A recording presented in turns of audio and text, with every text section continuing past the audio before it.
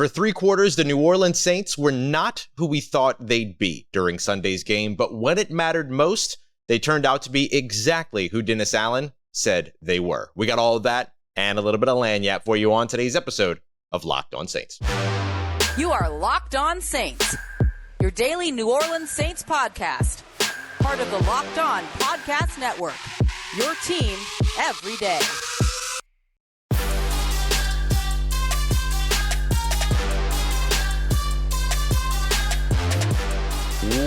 What is good, Who Dat Nation and Who Dat family? Welcome into another episode of Locked On Saints, your daily podcast covering your favorite team, the New Orleans Saints, part of Locked On Podcast Network, your team every day. Thanks so much, as always, for making Locked On Saints your first listen of the day every day. Don't forget that we're free and available on all podcast apps and on YouTube as well. And I'm your host, Ross Jackson, at Ross Jackson Nola on Twitter, your New Orleans Saints expert credentialed member of the media, CrescentCitySports.com, USA Today's Saints Wire, Tuesdays on Locked On NFL, and here with you every single Monday through Friday on Locked On Saints. And on today's episode, yes, the New Orleans Saints got a big win against the rival Atlanta Falcons in Atlanta, but there's still a lot that needs to be improved, a lot that needs to be adjusted, and a lot that's different than what we expected early on this off season. Before we get to detailing the improvements that the Saints are going to have to make before week 2 as they host the Tampa Bay Buccaneers, let's talk a little bit more about the off-season investments that this team made, not only with the newcomers, but also in supporting players that were coming back from injury, the difference makers they all turned out to be, and of course, the resilience of this team, which is where I want to start. Dennis Allen, from his very first presser the night before we began training camp, talked about how he wanted the New Orleans Saints to grow an identity of a team that is tough, that's competitive, that is ready to go effectively. And while early on in this game, there were a lot of question marks about just how tough and competitive this team would be, especially when they look completely out-physicalized in the trenches on both sides of the ball, and they were effectively out-muscled throughout most of the game, particularly the first few quarters. You saw that all kind of fade away once the chips needed to fall exactly where they needed to in order for the New Orleans Saints to win. When it became time for this team to effectively get it together, they did. They found a way to do that, and they bounced back when it mattered the most. And in order to do that, one of the things that you saw was Jameis Winston's fourth quarter, right? Now, before you got to Jameis Winston's fourth quarter, of course, you had that big 77-yard drive that ended in a touchdown early to give them the lead. That was Taysom Hill for the most part. I mean, he was their entire offense for the first 3 quarters. He had the big 57-yard run, followed that up a couple plays later with the 11-yard touchdown run, Eric McCoy throwing people out of the club in the end zone, all of that. But outside of that, this New Orleans Saints team was outmatched by the Atlanta Falcons for the rest of those 3 quarters. Then once the fourth quarter got in and you saw Jameis Winston go 16 of 19 for 213 yards, 2 touchdowns, both of which to Michael Thomas, of course, and then you also saw the perfect passer rating, 158.3.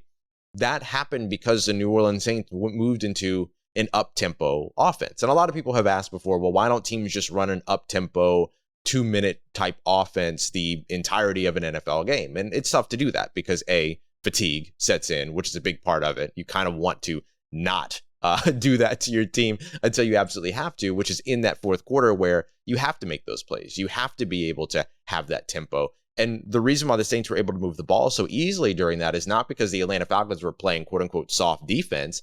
It's because they exploited what Atlanta was, the little bit of what Atlanta was able to do on the defensive side. Remember, we spoke throughout the entire week about how weak this Atlanta Falcons defense really was. And while the pass rush was absolutely there, and we'll discuss a little bit more about why the pass rush was such a nuisance for the New Orleans Saints offense coming from Atlanta, they didn't have what they needed on the back end in order to compare and match up to the New Orleans Saints offense once they got into rhythm, particularly in the passing game. They got caught in a cover 2 shell and had absolutely no way to get out of it because of the up-tempo. They couldn't trade off the personnel. They couldn't end up, getting a new play call in. It's tough to take that same personnel who's playing cover 2 on down 1 and by down 3 shift them to a cover 3 without being able to change the personnel and get the appropriate personnel that runs that type of a look for you. So the Falcons didn't really have an opportunity to adjust on the fly the way that the New Orleans Saints did. And the way that Jameis Winston kind of highlighted it was they knew what they were doing. They were going out there and they were passing. That's what they were trying to do. They were trying to move the ball through the air. So for them, they're accustomed to an up-tempo offense. It's one of the things that Pete Carmichael has done so well with Sean Payton at the helm over the course of the past few years, decade and a half. But for the most part, that's all that they needed to do, and they were able to do that. And you were able to do that because of the talent on your offense. Imagine the 2021 New Orleans Saints offense trying to come back from a 16-point deficit, which the New Orleans Saints had never done in their franchise's history until yesterday. The largest margin the largest deficit they had ever climbed back from was a 15-point deficit, which they did back in, 2017, 2018 against the Washington Commanders. Like, that's the last time that they've been able to do anything like that. And so you think about last year's offense and trying to claw your way back from a 16-point deficit, there's something special about what you saw on Sunday. And even though they dug themselves in a hole to begin with, the fact that they were able to dig themselves out of it at all is still something that's worth celebrating for this team and worth being celebrated by the team. But as Dennis Allen said, they need to have thick skin when they walk into film study on Monday, because it wasn't all glitz and glamour. It wasn't all sunshine and rainbows. They struggled, undoubtedly, for 3 quarters and put themselves in a position that they never want to have to be in again. Dennis Allen saying, I hope they're not all like that when he comes out for his introductory presser, or not introductory presser, but his post-game presser, his first one as a New Orleans Saints head coach. But Dennis Allen said that he wanted this team to be gritty, tough, and competitive. And they were that, kind of, right?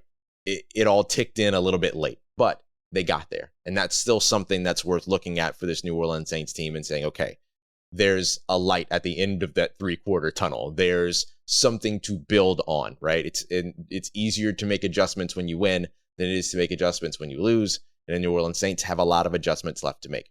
But they spent a lot of time over the offseason making some adjustments by investing in players that were either injured or investing in players that were new to the team, bringing in free agents, draft picks, all of that.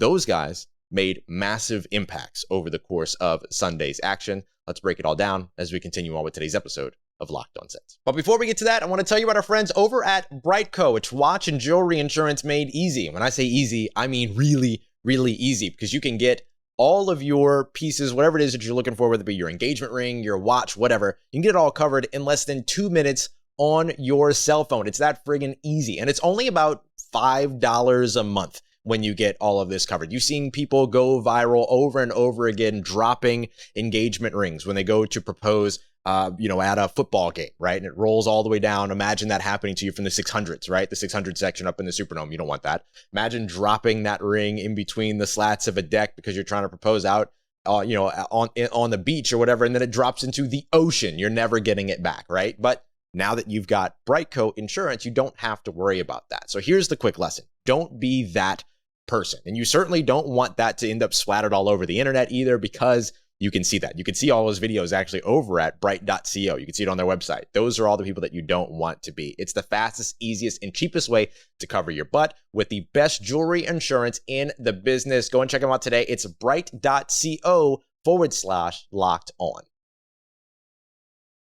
All right, family, continuing on with today's episode of Locked On Saints. Thanks again for making Locked On Saints your first listen of the day every day. As you mentioned in the first segment, the New Orleans Saints, at least for 3 quarters, were not the team that they want to be in 2022. But when it mattered the most, you saw the players that the New Orleans Saints took the time to invest in over the course of the offseason pay off big. And I'm not just talking about investments as in the new guys, right? Jarvis Landry and Chris Olave and, the Tyrann Mathieu, Marcus May. Although those guys did have their big moments all throughout. Marcus May with the with the strip, with the fumble caused, and then Tyrann Mathieu with the fumble recovered. He also had some nice moments in the passing game as well as in the run game. We saw Marcus May and Tyrann Mathieu be the only ones that looked like they were able to securely make tackles in the middle of the field in the early goings of that game as well. Jarvis Landry comes up with the biggest catch of the game down that left sideline, the one that I call the play of the game,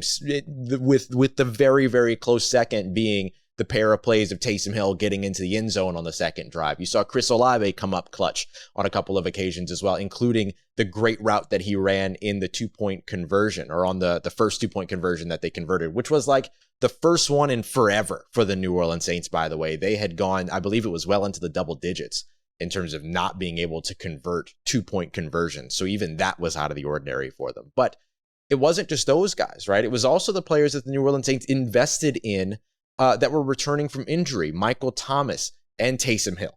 Wil Lutz, of course, who kicks the game-winning field goal after missing the 2021 NFL season. And I don't know about y'all, but for the New Orleans Saints, when Wil Lutz goes out there to kick that 51-yard field goal, everyone just expected that he was going to make it. And he had missed the 44-yarder earlier on in the game that could have changed the entire game situation for the Saints. But despite missing that kick, he still goes out there. There's all of the confidence in the world in him. There's all the confidence in the world in himself, which you have to have if you're going to be a kicker in the NFL, which, by the way, shout out to Justin Reed for filling in as a kicker yesterday during some of the action. Drafted as a safety, Louisiana, born and bred, goes out there and is doing like kickoffs and field goals and everything. It was the wildest stuff we've seen in a long time.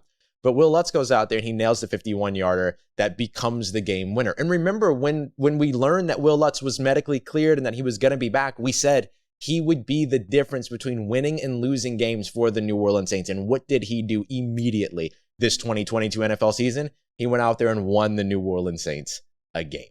That was absolutely huge. And of course, Jameis Winston.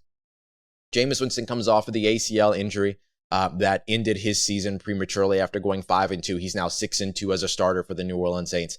And he's the one that the New Orleans Saints trusted, despite the inefficiencies early on in the game by the entire offense. It felt like you had drop passes by receivers. You had poor protection up front by the offensive line. You had a run game that couldn't get going. You had a couple of, throws from Jameis Winston that sailed or that weren't the greatest decisions, things like that. Now, it didn't really put the ball in too much danger from what I could tell throughout, even with the rewatch, but even still, it was not the efficient offense that you expected from the New Orleans Saints that we saw all throughout camp. And I guess that's just, one of those things that happens once you get into full speed regular action. The speed is different. Everything is different. So that ended up being the case for the New Orleans Saints, but then they showed that they too could be different and that they too could kick into another gear. And they did so in the fourth quarter. So despite all of those inefficiencies on offense, the New Orleans Saints still put the ball in the hands of their playmakers when it came to the passing game, which is the one thing that they could not get going.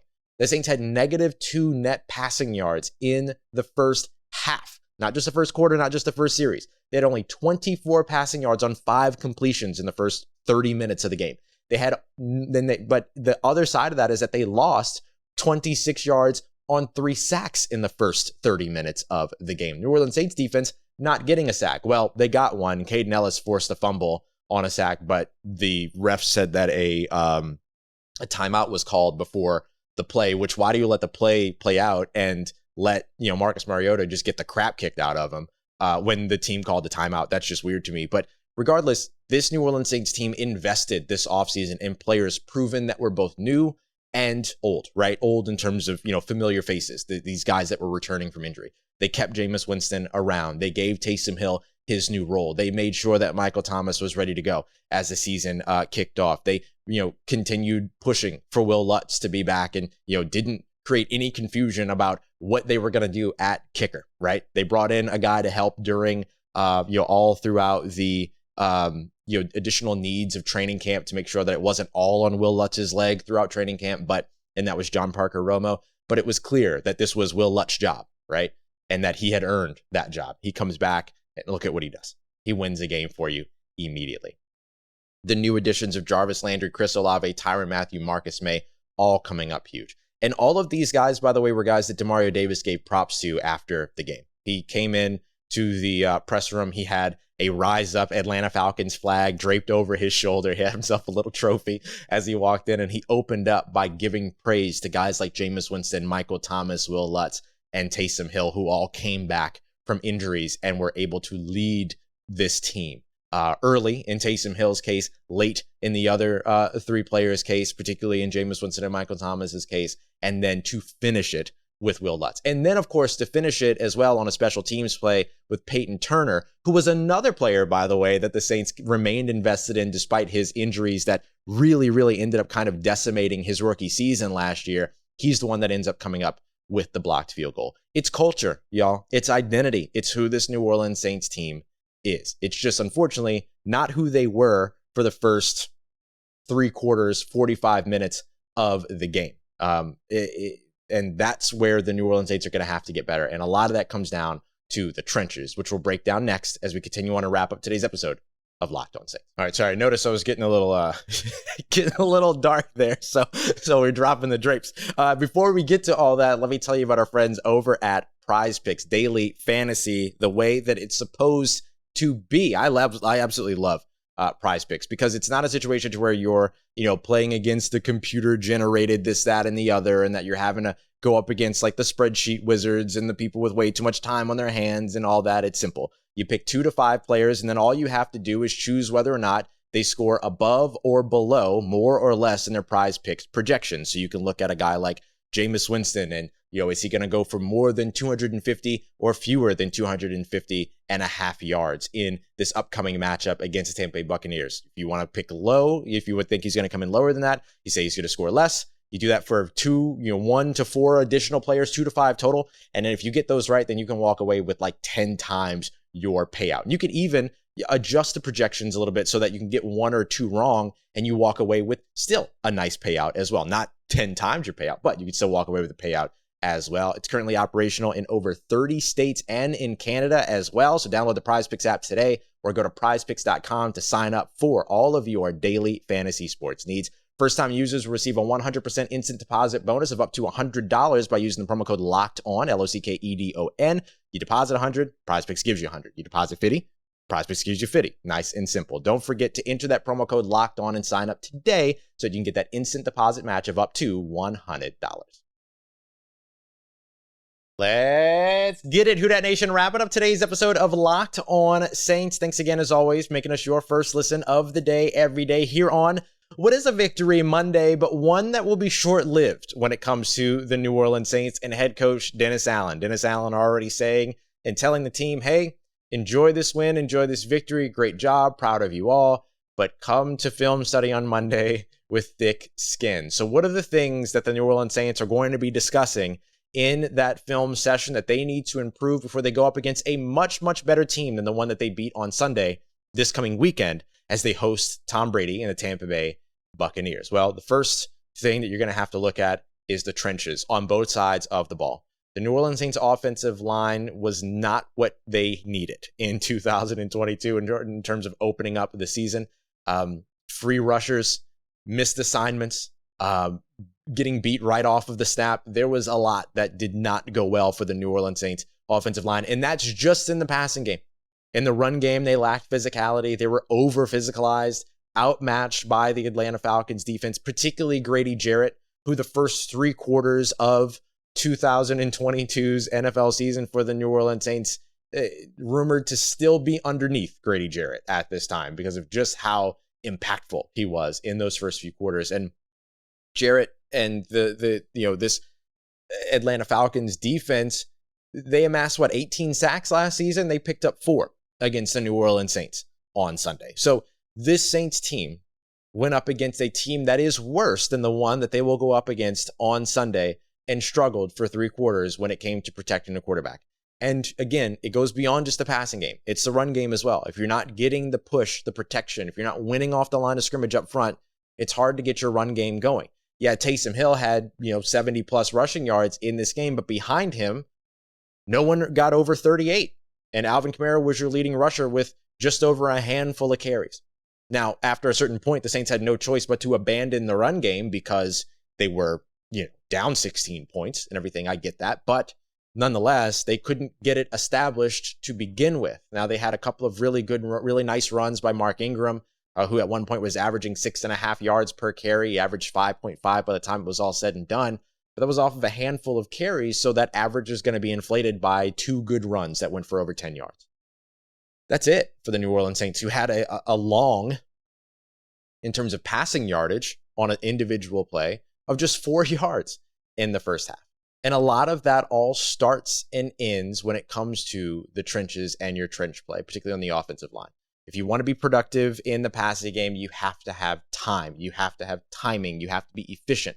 In order to be efficient, you need time. In order to have time, you have to have protection.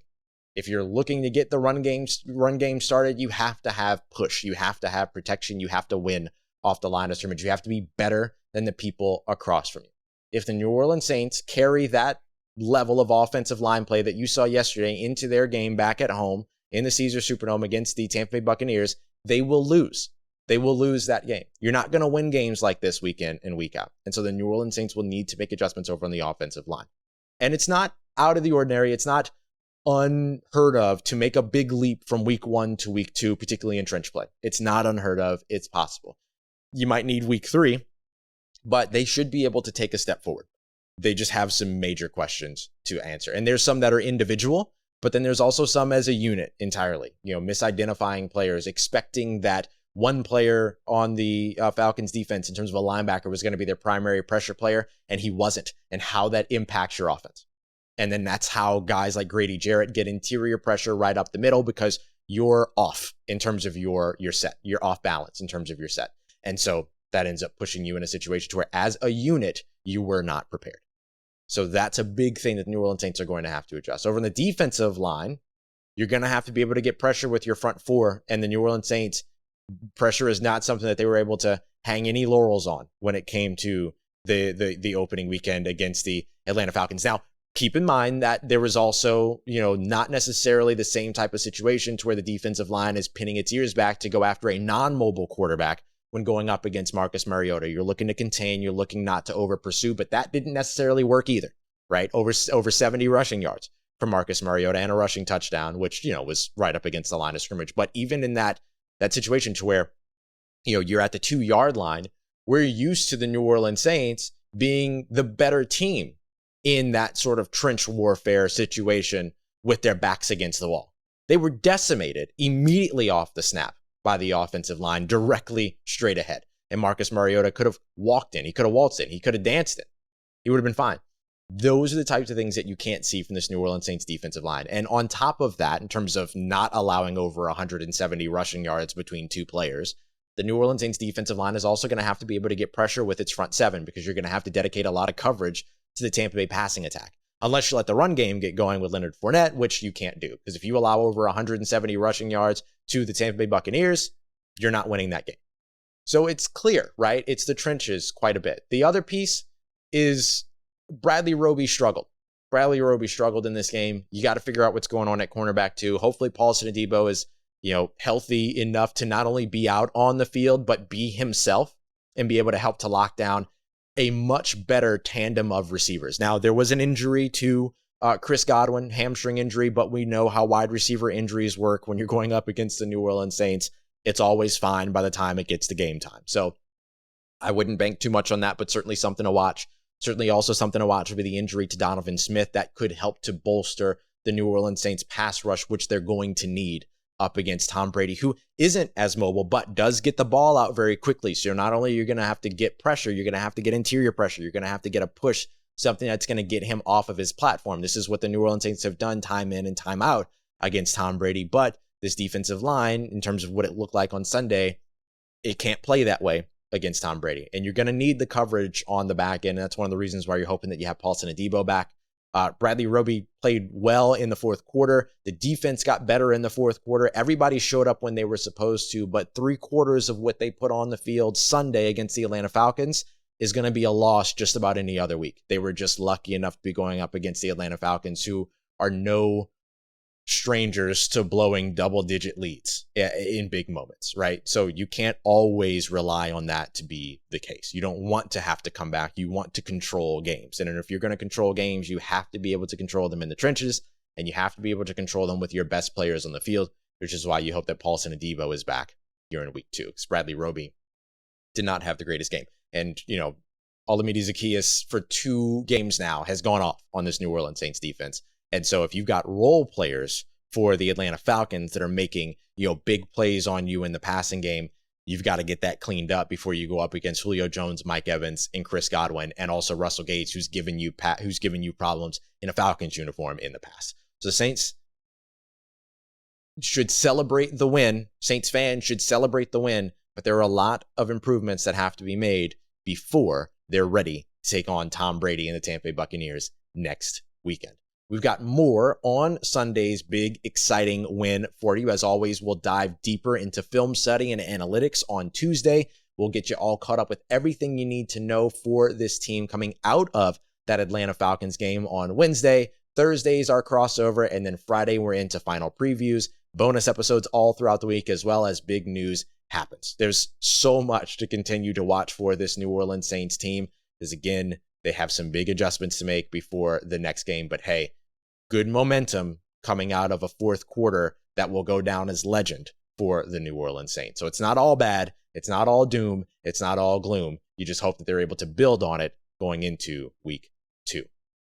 Appreciate you, as always, making Locked On Saints your first listen of the day every day. Don't forget to go and check out the Peacock and Williamson NFL show. All of the expert NFL analysis that you need from week 1 in less than 30 minutes. Find it on the Odyssey app, wherever you get your podcasts, and on YouTube as well. I'll see y'all here tomorrow. I appreciate y'all, as always, making Locked On Saints a part of your day, a part of your routine, for saying yes to me and the show. As always, if you see me, say hi. I got a special shout out for a couple of folks. Thomas, of course, who said hi on the plane, and I never, ever, ever am going to forget Moses and Ingra, who were kind enough to say hi over right across from Mercedes-Benz Stadium. So I appreciate y'all very much for taking the time. As always, if you need anything else around your New Orleans Saints in between these episodes, make sure you follow me on Twitter at Ross Jackson, NOLA. Hit me up. Let me know how the family's doing. Let me know how you living. Let me know how you momming them. And trust Who Dat Nation. I'll holla at you.